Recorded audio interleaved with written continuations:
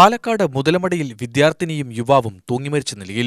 അർച്ചന, ഗിരീഷ് എന്നിവരെയാണ് തൂങ്ങിമരിച്ച നിലയിൽ കണ്ടെത്തിയത്. മുതലമട പത്തിച്ചേരിയിലെ വീട്ടിലാണ് അർച്ചന മരിച്ചത്. ഗിരീഷിനെ മിനുക്കുംപാറയിലെ വീടിന് സമീപമാണ് മരിച്ച നിലയിൽ കണ്ടത്.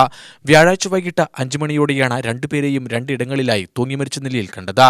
മുതലമട പത്തിച്ചിറ കോട്ടപ്പള്ളം റോഡിൽ അയ്യപ്പന്റെ മകൾ അർച്ചന 10ാം ക്ലാസ് വിദ്യാർത്ഥിനിയാണ്. മിനിക്കുംപാറ കോളനിയിൽ പരേതനായ കൃഷ്ണന്റെ മകനാണ് 21-കാരൻ ഗിരീഷ്.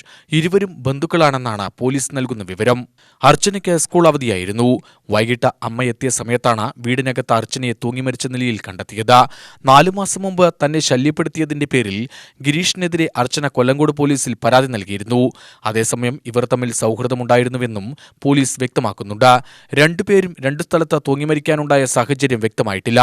അടുത്ത ദിവസമാണ് ഇൻക്വസ്റ്റ് നടപടികൾ ഉണ്ടാവുക. ഫോറൻസിക് വിദഗ്ധരും വിരലടയാള വിദഗ്ധരും ഉൾപ്പെടെ സ്ഥലത്തെത്തും.